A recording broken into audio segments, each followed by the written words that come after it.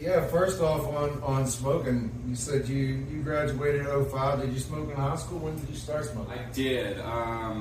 The first time I ever smoked pot was in middle school. Nice. Did you get high the first time you smoked? Well, it was my neighbor's down the street. He stole it from his dad, and the pipe was like this big. It had an old window screen in it. It was like marble. Right. So we walked up the street to his house, smoked it on the side, like right in the middle of everyone's houses, and right. I don't actually think I got high. I do know the weed was brown.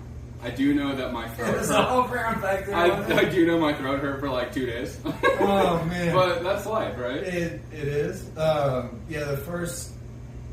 in high school, I was in high school the first time I smoked, and I honest to God, because of it, that's the next question on here too, is medicinal or recreational. How do you is it something you feel like you need on a daily basis, or you just enjoy it in the evenings, or? I went through, the recreational side, and then when I went to college, I smoked like twice in college. Mm-hmm. I stopped smoking, I was focused on school, and but I have really bad ADHD. So I have that. I have a little bit of anxiety as well. So when I got back into smoking, it really was more medicinal. Right. Helped me focus, helped me get through my day, helped my brain not bounce around from 5,000 things. It's peculiar, and for years, Sid, and that same reason, I'm a lot ADHD. Yeah, me too. I'm on the autism scale, small. It's a term called ADHD. Okay. There's a small U in there, but anyway, it was for the first, year or so that I had been introduced to pot, 11th, 12th grade, I would smoke with people from here and there, and it felt like nothing. I felt normal, but I felt normal. And I didn't notice that was weird at the time. I just noticed that I felt normal and would tell I guess it doesn't affect me. I don't really get high. And I thought I was immune until almost sometime in my first year of college, I sat down with, and maybe it's because we smoked out of one of those rolled up aluminum foil bowls, but I got kids nowadays have it too torn good. up to the moon. And then that was the first time I ever really got high. And for a while I could get really high after that, but I could also medicate throughout the day and still be able to pay attention and do what I needed to do. You knew how to manage. Right. Yeah. Setting for it. And now I feel like there's not as much excess and get high anymore as it is just continue to maintain and live life. Yep. Get through every day the best way you can. I mean, it's an amazing plant, and you go to a doctor, they'll give you 100 drugs, but you can use one plant to do the same thing, and it's natural. It's amazing when you find those terpenes that really connect with you, and those cannabinoids that work well with your endocannabinoid system. Right. CBG works really well for me. I love it. It connects with my body. It hits, and it really does help me focus on things where otherwise I wouldn't. Fun stuff. What else I got on here? Gardening. How long? So did you garden when you were young? Is that something you started in high school? When did you move on to that? I've been gardening forever. My grandfather was a farmer. My mom was a master gardener. Really? So I grew up What is a master gardener? Is that just someone who's really good at gardening, or is that an actual thing? They have a class. Really? Yeah, so you can take a class through the state and be a master gardener. No way. Oh yeah, there's a lot of people actually that have it. But as a kid, my first job was mowing the grass around the garden. Right. And pull weeds in the garden. And so I've been in the garden my whole life. Right. It's what I love. I love soil. I like dirt, and it's been a lot of fun. So I've been gardening since I was as long as I can remember. Did you do any college with that? Do you have a degree? Yeah, actually, my degree is from Virginia Tech. I was a turf grass management major.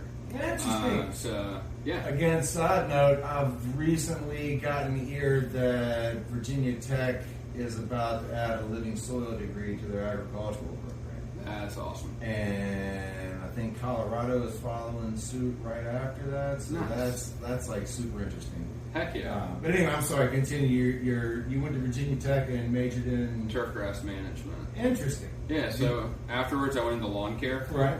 But I hated all the chemicals that people use in lawn care. It's hard to grow grass, isn't it? So I actually opened an organic-based lawn care company. Right. So from there, yeah, it was. I tried to give you a nice green lawn without all the chemicals. Mm-hmm. Were you able to do that?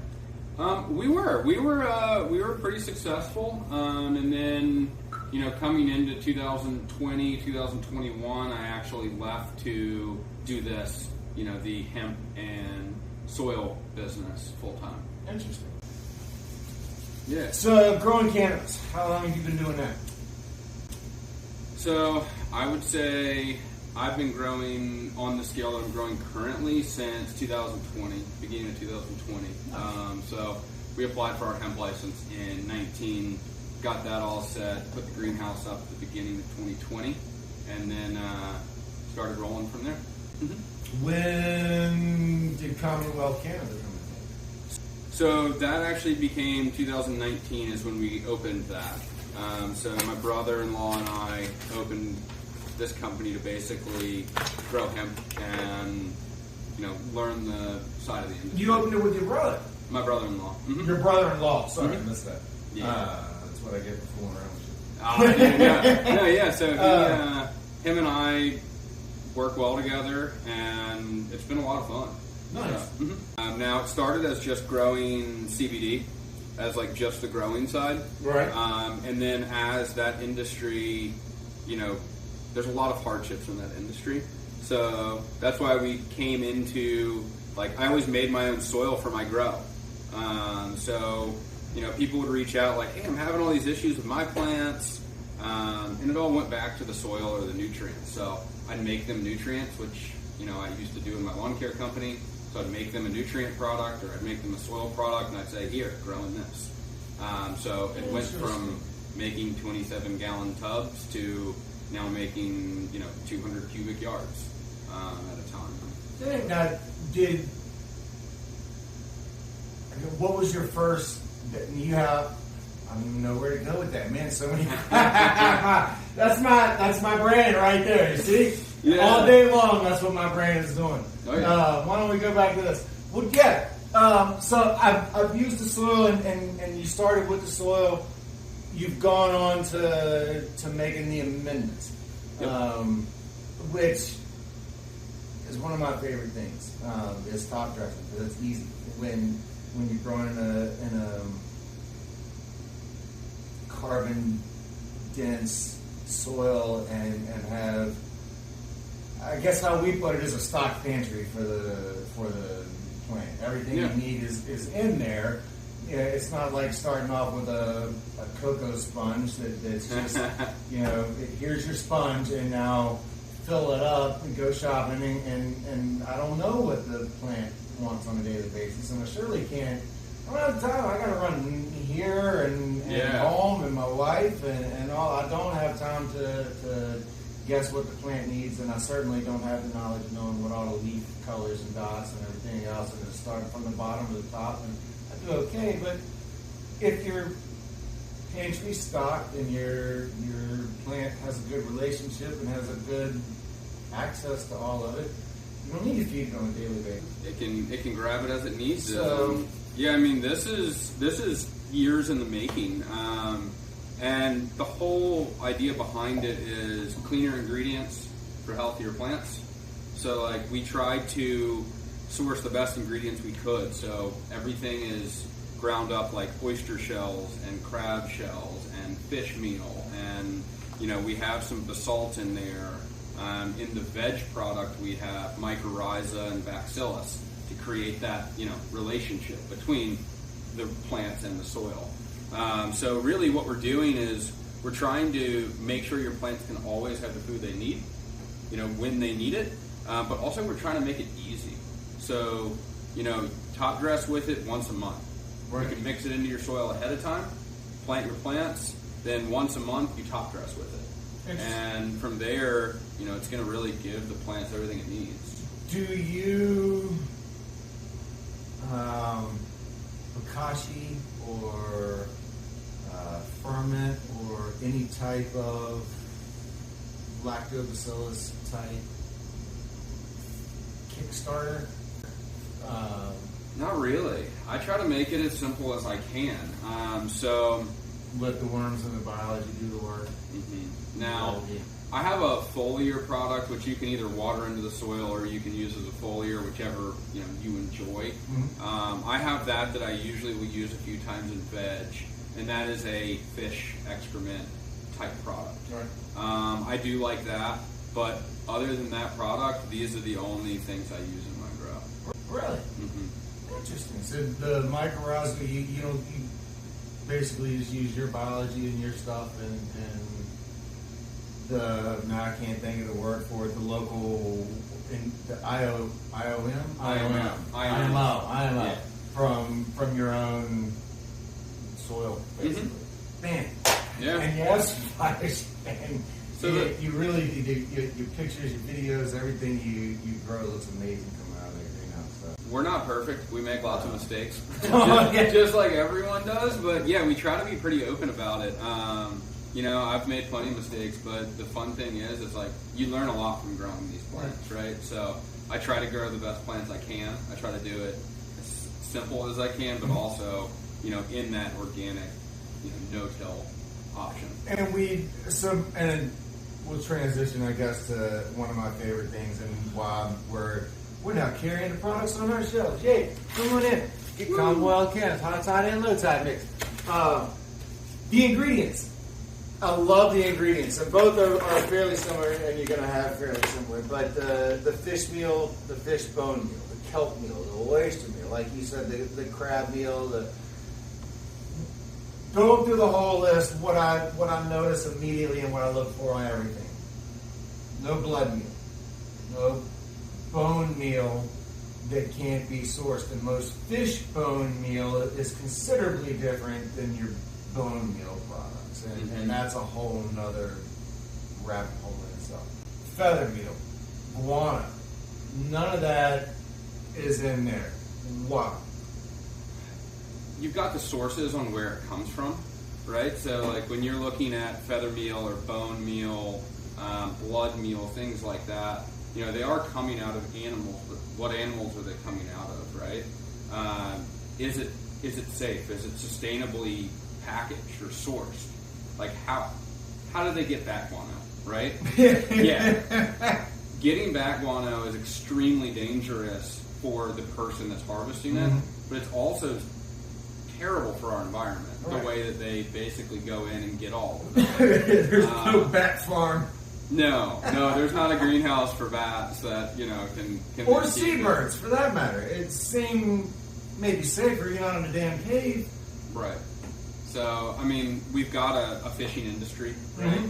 And these byproducts coming out of that, like the oyster shells and the crab shells and the lobster meals and things like that, usually they're not bled out to get these shells, right? Like we are to get this. And we're not out in the ocean feeding these things with expired dog food and antibiotics and God knows what. Right, and oysters do purify waters, but then again, we can crush them up and use them as a great calcium source. Yeah. Right? So like we're not farming something and then slaughtering it in a warehouse and then collecting all of that byproduct and making it into something. I'm glad that they at least use those byproducts, but I don't want it in my plant, and I don't want it in something that I'm going to consume. And again, so that the stuff, you're not going to stop chickens. Americans eat chickens. There's going to be feathers that come of that. If you want to be organic, is that an organic source? Not really, because they're not fed organic food. But again, it is a byproduct and it's not a chemical. Right. So yeah, I feel like if, like you were doing with grass and everything else, can we use that nitrogen somewhere that I don't have to smoke? Or I don't have to eat necessarily, because I don't know what really is coming out of the chickens into the feathers. And maybe not. Maybe But also the thing about the locality where they're making that too, right? You want to have a clean facility. That's right for eating, and so for eating and smoking, I would rather have these ingredients. Yeah. If I'm growing grass or I'm growing trees or what have you, then yeah, sure. I don't mind if the cow had cancer and then you ground up the fucking bones. I don't have to smoke that bone cancer in my soil. I can put it out in the grass and grow some grass or clover, for that matter, in my yard, and it can still be used. Just doesn't have to. Yeah. Not in something I'm going to consume. Right. I don't need to eat it, and that's the thing. I just. Yeah. I don't want to eat, and I smoke way too much to not give a shit about that. I agree, and so yeah, I mean, you know, clean inputs into your body is cleaner, feels better, it's healthier, right? So I just try to go by that. I know we've all smoked things that were not grown with clean ingredients. I'd be the first one to admit that. Yeah, of course. But then again, I would rather have the cleanest product possible. Right. We know better now. We were 13, 14. We didn't know what was in the brick. We just enjoyed the brick. But get what you can. The headache came for a reason. Maybe it wasn't the seed.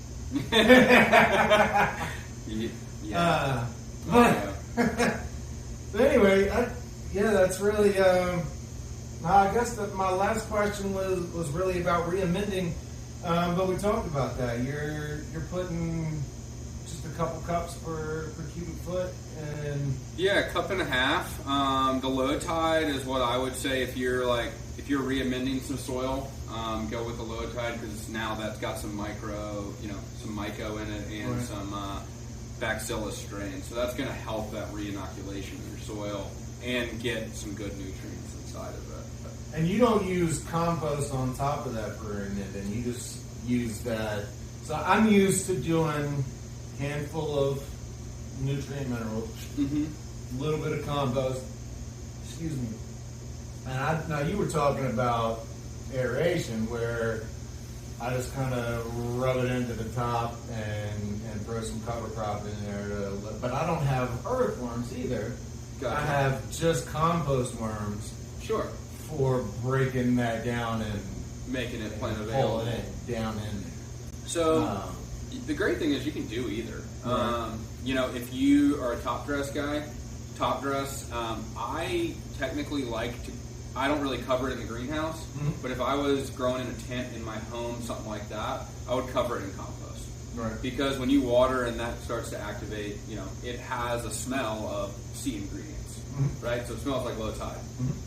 So if you mix it up, even with if you got a bag of soil, usually I'll mix that up with some soil and just have that 1-inch layer on top. Gotcha. Just that way it's mixed into something that's easier to apply, or like you said, you put it on the top, then cover it in some compost. Because that way it's going to cover everything, it's going to water everything in, and you're going to have some nice digestion. Interesting. Do you grow in your house, or you just leave it out of the greenhouse? I have a lot of plants in the house. Usually what happens is we have some house plants in there that my wife gets, then we both kind of take care of them. Also, a lot of times I'll start seeds in the house. And then once they've sprouted, I can keep a closer eye on them. Usually, that's when they'll go out to the greenhouse. Oh, yeah. So no flowering plants in the house. Gotcha. Yeah, that's all for the greenhouse. Let me to one more question. Compost tea. Do you compost tea at all? Have you experimented with it? What are your thoughts on it? We actually, I've used a lot of compost tea in my life. So important to be able to know what goes in and then know what comes out as a consistent product. We actually made it for our lawn and our tree and shrub care company that I had, and we put it in big vats, like large vats, 1,200 gallons. That goes bad, if you don't use it in a certain amount of time. So, yes, I did use some compost tea when I started growing hemp originally. But what I found was just using good compost and good ingredients, I could get away from having to brew that and then have to clean those lines and then have to clean everything. So, yeah, it's I got away from using compost tea. I see the benefit. But when you have a larger scale, there's a lot that goes into it, and then there's a lot of cleaning that's involved to make sure everything stays clean and get gummed up. That's big, and that's when people ask me, when do you use it? Do you use it on it? I'll be honest with you, when do I use it is if I don't have a lot going on and I'm bored and I'm in the garage one day and look at this stuff, I'm like, you know what? I've got a couple, I'll There you go. But I don't have time to do, and then because you got to clean the bag out, you got to clean the bubbler out, you got to make sure you got to do just the right amount of time to get just the right amount of life, so you don't kill everything, and then you got to feed it in just the right amount. And yeah, it really helps. It is super beneficial. Oh, it's great. Awesome product. Again, it's like deep water cultures, man. I don't have the time to go out there and be focusing on that every day. I've got you.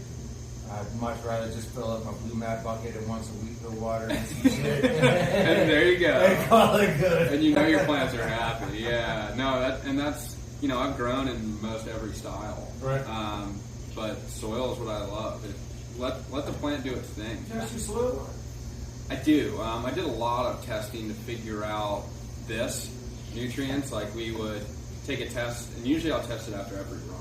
Right. So when we were that was my next question. So every run you get a bat. Every one or just like I'll just do random. Gotcha. So the beds are pretty much all the exact same. So yeah, I'll pull samples from let's say 3 of 6, 4 of 6, right. Just to make sure everything's good. But when we were developing these, we would take tissue samples or paste tests and things like that to see what got in after 2 weeks, what broke down, after 3 weeks, what broke down, after 4 weeks, what was available. Just to make sure that, like, all right, that's why. You really did your homework. You didn't just throw some shit in the bag and kick it out. Well, and that's why people are like, dude, you should have enough calcium in this. Why'd you put oyster shells? Well, calcium's a great thing inside of soil, right? Calcium does a lot for the plant. So we wanted it around 15%. Right. We couldn't get that, so we added in some oyster shells to get it up to that 15% and watch those plants thrive, because then, there's the law of the most deficient nutrient. We don't want that deficient nutrient. Right. We want to have everything as good as possible. Yeah. So. And it's nice to have someone who is testing at different stages to know what's being taken out now. And this is geared toward the cannabis grows you're doing. So as a cannabis grower, I know that I'm going to have what I need in that bag, and I can throw that down once a month and there you go. See the results. I don't have to, there's something wrong, and then try to fix that and have a result tomorrow. And there's a lot of growers that want to do something all the time. You can still add compost, or you can still add compost tea, but you can grow with this. You can grow simply, but still have everything there. Right. Yeah. You can sit in the garden and read a book and enjoy it. The garden will teach us a lot. We just sit back and listen. You can